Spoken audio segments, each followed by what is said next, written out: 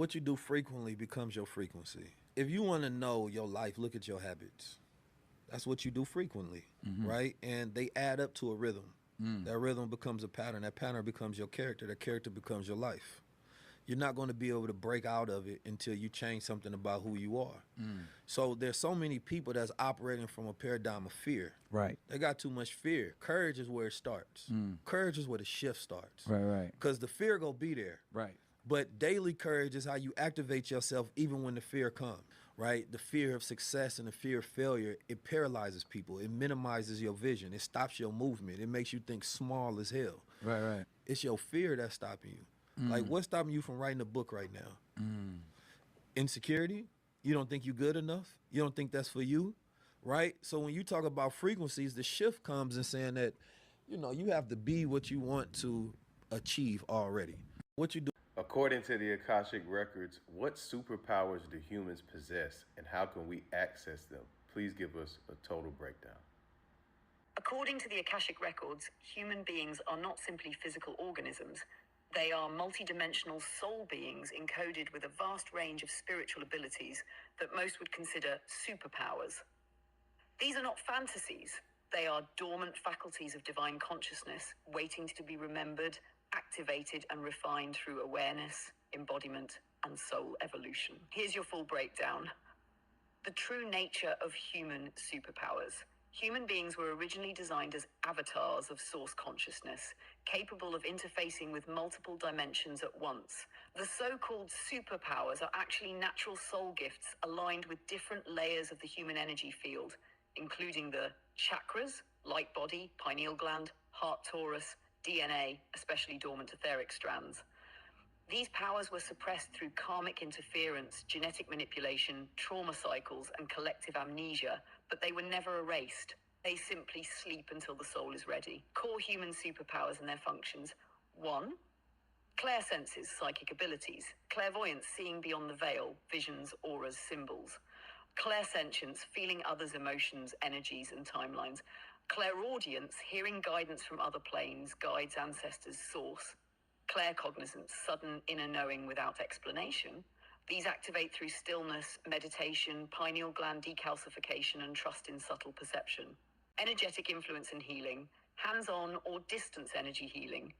Manipulation of one's biofield or another's with intent. Chakra tuning, aura repair, and frequency shifts. These are often remembered through Reiki, Qigong, Tantra, or innate soul memory. 3. Telepathy and empathic merging.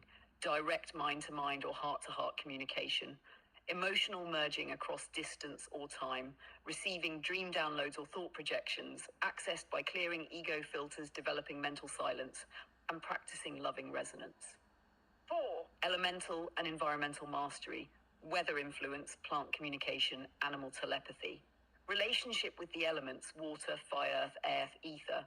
Some ancient souls recall abilities to part water, call wind, or anchor light grids. These powers return through nature communion, reverence, and soul-level purification. 5. Astral travel and remote viewing. Conscious separation from the body during meditation or sleep. Visiting other realms, star systems, or soul planes. Accessing information across time and space. Strengthened through practice, protection, and anchoring the light body. 6. Time bending and manifestation. Altering timelines through focus, frequency, and aligned emotion. Manifesting matter experiences or healing through intention plus belief. Some high initiates could slow or stop time or appear in multiple locations, by location. This requires full energetic coherence between heart, thought, and soul purpose. Language of light and sound activation. Speaking or channeling vibrational codes from other realms. Using voice, song, or mantra to repattern energy fields or DNA. Some recall ancient languages or glyphs encoded with creation frequencies, often emerges spontaneously during deep healing, meditation, or ascension. How to access these superpowers. 1. Raise your frequency. Eat lightly, clear emotional baggage, live with integrity. 2. Activate the pineal gland through breathwork, sun gazing, meditation, and avoiding toxins. 3. Strengthen your light body. Practice energy work, chakra healing, and visualization. 4. Follow your soul blueprint. Many powers are tied to your soul mission. Align with your truth. 5. Ask and practice. The more you trust and use your gifts, the more they expand. 6. Protect your field. Use spiritual protection to maintain clarity and avoid psychic interference. Summary: human beings are not weak, fallen creatures. They are divine instruments of cosmic intelligence. The superpowers we seek are simply the soul remembering its nature, tuning its vessel, and aligning with the source within. Each soul has unique combinations. Some are healers, some are seers, some are travelers, and some are activators of others. Science shows that the content you consume on social media is mirrored in your brain, which changes your brain, your mood and behavior, and your reality. I'll tell you the science behind why and how you can use this to your advantage. First off is that your brain has mirror neurons that fire when you observe someone doing or feeling something. So if you're watching someone's content and the person is sad, complaining, or just negative, your brain starts activating in that same way. This is why I like to watch content where people are striving for greatness or they're just happy in general, because I know that what I consume, I become. But this is bigger than just mirror neurons, okay? Because repeated exposure to something actually rewires your brain. That's the nature of neuroplasticity. So if you are regularly consuming drama, negativity, or just low IQ content, those circuits strengthen in your brain. And eventually, those things become normal to your brain. And now this is where I really need you to lock in, because your brain filters reality based upon what is normal to you. If you're constantly consuming content that makes you feel sad, your brain is then going to filter reality for more things that make you feel sad. The opposite is also true. Consuming content that makes you feel inspired, motivated, or just happy will help you to feel that way more of the time. Be careful of what you normalize to your brain, because your brain will work to show you more of it. The best way to end something is to let it starve. You see, conflict thrives on attention. The moment you engage, you feed it. And whatever you feed grows. But if you simply let it be, if you withdraw your energy, it withers away, like a fire deprived of air.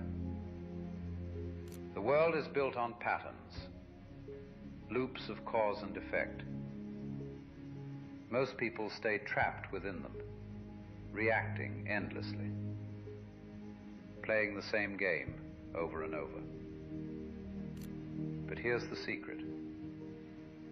You don't have to play. Step back, and the game collapses. Step away, and new pathways unfold.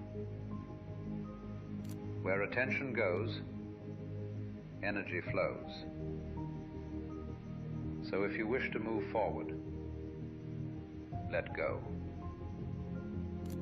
Do not return negativity. Do not wrestle with what seeks to pull you in. Instead, remove yourself entirely. Break the cycle, and life will adjust to your absence. This is where real power lies. Not in resistance, but in redirection. You are not bound to old loops. You are the creator of new ones. There are a lot of people that completely change their whole lives.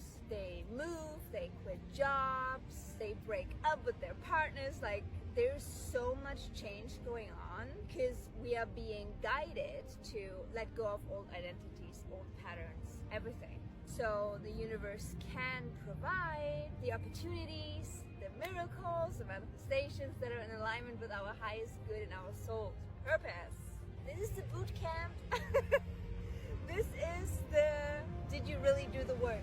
Did you heal what you needed to heal? But on the other side of it, there are so many rewards just waiting for us to come in. And I hope that me sharing what I'm currently experiencing, and I'm seeing like friends in my environment experiencing, that makes you realize that you're not alone. We're in this together. Feel the emotion of your future before it happens. You know, you can't wait for your wealth to feel success. You can't wait for your new relationship to feel love. You can't wait for the mystical experience to feel awe, or your healing to feel whole or grateful. That's kind of the old model of reality, of cause and effect, waiting for something out there to change, to take away this emptiness, this lack that I feel in here. Most people have that vision of the future, but they give up on that vision because in order for them to arrive at that vision, they have to do something. They have to think differently. They have to act differently. They have to feel differently. And the hardest part about change is not making the same choice as you did the day before. I think everybody, at least once in their life, has done something great. And when they did something great, they just made up their mind.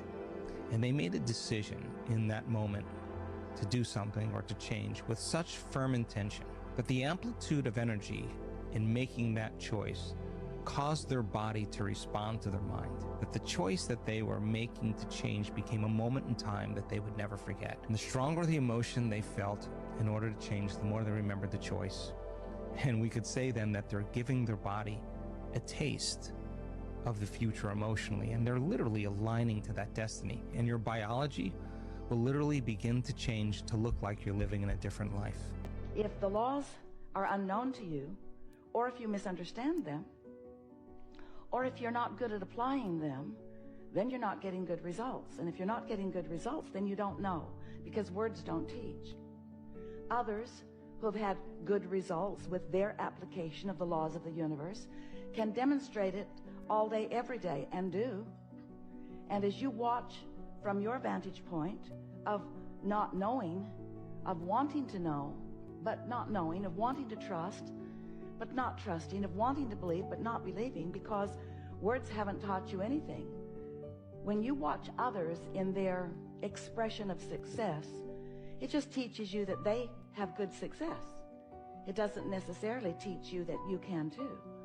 But when you start focusing upon the laws of the universe, and you start noticing that they are consistent, and then you develop your own patterns of applying the laws of the universe, you begin noticing your own vibrational point of attraction. You begin contouring deliberately your own frequency. You begin thinking about what you're thinking about deliberately. You begin choosing the frequency of it before you apply too much thought to it. You notice the frequency of your vibration. We know vibration is a boring topic, but it's everything. You notice the frequency of your vibration before you allow law of attraction to provide more momentum to it. So you begin to gain more and more control from the early stages of your point of attraction. You don't wait for something to occur and then examine it after it has occurred, after the momentum has become so huge that you have no creative control over the momentum. You control the momentum early on, and you let the laws of the universe show you how helpful they can be to you. Then you begin to not just have faith in a trusting way that things will turn out the way you want them to, but you begin to have absolute knowledge in the laws, and trusting at first and then knowledge in your ability to apply the vibrational frequency that you mean to apply. Nothing is more exhilarating than to decide that you want something, know that you don't have it yet, but believe that it is coming in time, because you know what to do between now and its manifestation in order to bring it along. That's what deliberate creating is. It's knowing that it is certain that you can be or do or have whatever it is that you choose, and trust, or better said, knowledge in your ability to apply the frequency to you. Spiritually awake people are quietly disappearing from society because Jung discovered something profound. When you become genuinely conscious, staying engaged with unconscious social patterns becomes psychologically unsustainable. But this withdrawal serves a specific purpose. It's temporary recharging that allows awakened individuals to return and offer authentic connection to those ready for deeper relationships. There's a mass exodus happening that most people don't recognize. The most psychologically developed individuals in your workplace, your social circles, your family, they're quietly stepping back, not from anger or superiority, but from what Jung called consciousness fatigue. Jung predicted this pattern over a century ago. He understood that psychological awakening creates what I call dimensional incompatibility. You're operating from a different level of awareness than the collective social environment. And maintaining that consciousness while surrounded by unconscious patterns requires enormous psychological energy. If you've been feeling the pull to withdraw, to need more solitude, to find social interaction draining in ways it never used to be, Jung would say you're not becoming antisocial. You're following an archetypal pattern that every individuating person must navigate. The consciousness burden. Why awakening creates isolation. Psychological development doesn't make life easier. It makes it more complex. When you begin seeing unconscious patterns operating in yourself and others, you can't unsee them. This creates what Jung's private journals describe as the weight of seeing.